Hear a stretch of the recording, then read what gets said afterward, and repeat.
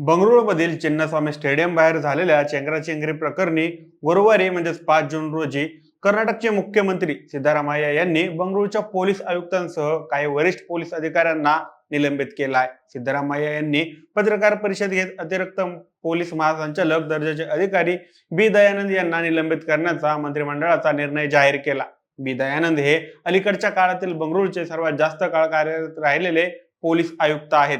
कर्नाटकात याआधी कधीही बंगळुरूच्या पोलीस आयुक्तांवर निलंबनाची कारवाई झाली नव्हती। बंगळुरूच्या पोलीस आयुक्ताखेरीज अतिरिक्त पोलीस आयुक्त विकास कुमार, डीसीपी सेंट्रल शेखर एच.टी. आणि एसीपी बालकृष्ण यांनाही निलंबित करण्यात आलेलं आहे। मंत्रिमंडळाने उच्च न्यायालयाचे निवृत्त न्यायाधीश मायकेल कुना यांच्या अध्यक्षतेखाली एक सदस्यीय चौकशी आयोगाला स्थापन करण्याचा निर्णय घेतला आहे। या घटनेनंतर आणखी कोणती पावले उचलण्यात आली आहेत, पुढे काय होऊ शकतं, सगळं काही जाणून घेऊया आजच्या या व्हिडिओच्या माध्यमातून। नमस्कार, मी सनी आणि तुम्ही पाहताय दैनिक राज्य लोकतंत्र। बुधवारी म्हणजे 4 जून रोजी चिन्नस्वामी स्टेडियम बाहेर झालेल्या चेंगराचेंगरीत 11 लोकांचा मृत्यू झाला आणि 33 जण जखमी झाले। हे सर्वजण 18 वर्षांनंतर IPL ट्रॉफी जिंकलेल्या रॉयल चॅलेंजर्स बेंगळुरूच्या विजयाचा जल्लोष करण्यासाठी आले होते। या प्रकरणी गुरुवारीच 5 जून रोजी कर्नाटक पोलिसांनी FIR नोंदवली आहे। FIR मध्ये रॉयल चॅलेंजर्स बेंगळुरू, कार्यक्रमाची आयोजक कंपनी DNE आणि कर्नाटक क्रिकेट असोसिएशन यांच्या नावाचा समावेश आहे।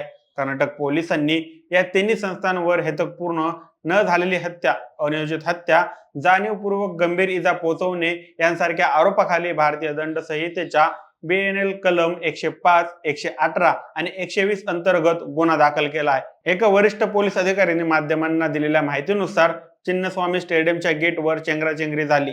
तेव्हा दुर्घटना घडली तेव्हा स्टेडियमचं गेट उघडलेलं नव्हतं आणि मोठ्या संख्येने लोक एक छोटं गेट ढकलून आत घुसण्याचा प्रयत्न करत होते, तेव्हाच चेंगराचेंगरी झाली। या प्रकरणात कर्नाटकचे मुख्यमंत्री सिद्धरामय्या यांच्या आदेशानंतर मॅजिस्ट्रेट चौकशी सुरू करण्यात आलेली आहे। याशिवाय कर्नाटक उच्च न्यायालयाने स्वतःहून दखल घेत कर्नाटक सरकारला नोटीस बजावत परिस्थितीचा अहवाल सादर करण्याचे निर्देश दिले आहेत। या प्रकरणाची सुनावणी 10 जूनला होणार आहे। कर्नाटक उच्च न्यायालयाने चिन्नस्वामी स्टेडियम बाहेर झालेल्या चेंगराचेंगरीची स्वतःहून दखल घेतली आहे। त्या चेंगराचेंगरीत 11 लोकांचा मृत्यू झाला होता। उच्च न्यायालयाचे कार्यवाहक मुख्य न्यायाधीश व्ही कामेश्वर राव आणि न्यायाधीश CM जोशी यांच्या खंडपीठाने कर्नाटक सरकारला नोटीस बजावत परिस्थितीचा अहवाल मागवला आहे। या प्रकरणाच्या सुनावणी दरम्यान न्यायालयाने विचारलं की सरकार भविष्यात अशा परिस्थितींना सामोरे जाण्यासाठी निश्चित कार्यपद्धती तयार करणार आहे का। यावर शेट्टी यांनी सांगितलं की सरकार अशी प्रक्रिया तयार करेल।